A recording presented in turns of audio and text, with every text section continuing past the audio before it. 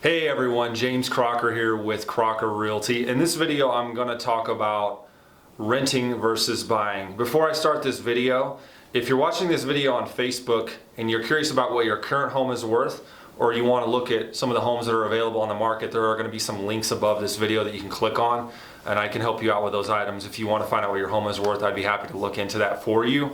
If you'd like to look at some homes, search for some homes, I can direct you to my website where you can see all the homes that are available on the market in Denver Metro and in the Boulder Metro. If you are on my website or on Facebook, just look below this video and you'll see some links to click on for that. So I was talking to a friend recently, and he's renting a place up in Boulder. He's spending something like $3,500 a month. And he said, well, it's going to be more expensive for him to buy. And that may be true for him. His payment on a home, if he purchases a home, might be $4,000 a month. But I want to go through some numbers with those of you that may have chosen to rent instead of buy because they feel that renting is cheaper. In some cases, renting will be cheaper on a per month basis, just strictly on what your payment is versus what your rent is. But there are more things in the equation to consider besides how much you're actually spending per month. So as an example, let's say that you're renting a home in Thornton, and it's an 1,800 square foot home, and your rent payment is $2,200 a month. It may be a little more or less than that depending on how nice your landlord is, but that's going to be a ballpark estimate as to what you're paying for rent.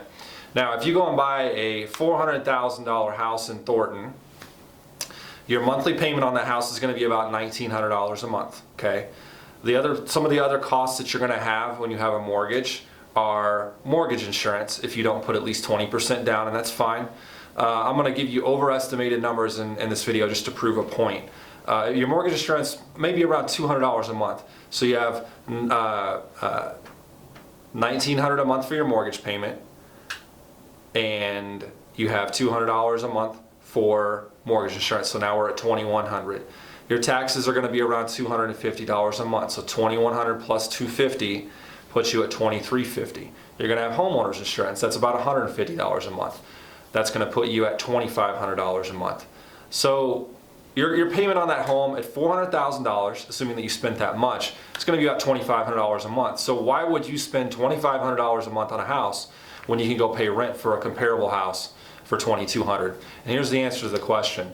That money that you're spending on your mortgage payment every month, which is $1,900 a month, is not all going into thin air. You're building equity in the property.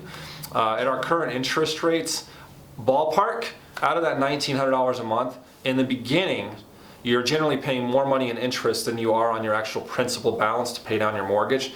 As you get farther along in a 30-year mortgage, that becomes balanced the other direction. But in the beginning, at a $1,900 a month payment, your equity is going to build about $500 a month. So if your payment's $2,500 on a house versus $2,200 on a rental that you're renting, yes, it's $2,500 versus $2,200, but you're getting that $500 back in the form of equity in the property. So now you're really at $2,000 a month, not $2,200. The other big thing that people don't consider is interest. So when you're buying a house, generally you are spending money on interest. In this case, in this example, your $1,900 a month payment, about $500 of that is going toward your principal balance, and about $1,400 of that per month is going towards interest only. So if we multiply $1,400 times 12 months out of the year, that's right around $16,000. I know that's not the exact number, but that's a ballpark. Around $16,000 a year that you're spending on interest. Well, you can deduct that from your taxes.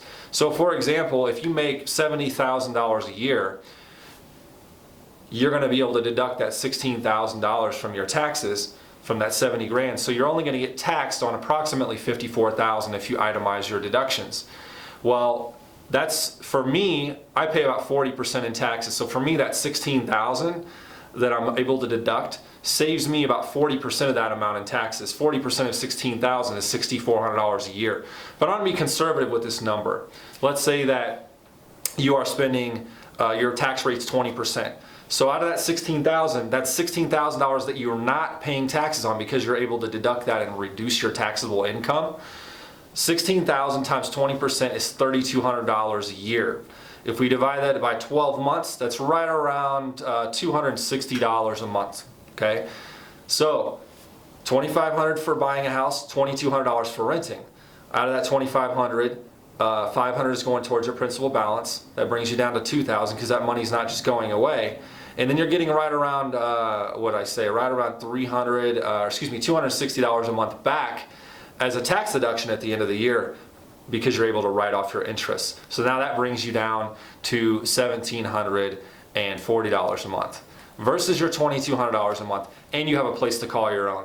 So for those of you that might be looking to buy a house, this is why buying versus renting is generally going to be better. And right now, interest rates are about as low as they can get as far as home loans are concerned. The Federal Reserve actually might be cutting interest rates again here within the next month or so, but they're not going to get too much lower than they are right now. If you have really good credit, you can get a 30-year fixed mortgage for 3.5%. It's virtually unbeatable. It's rare that we'll ever see interest rates go below that. We may hold steady at that rate for a while, but that's another reason that looking at buying right now could be beneficial. So if you own your home and you're happy where you are, stay where you are. The market's not tanking here in Denver anytime soon. We're still in a seller's market. Prices are pretty close to the peak.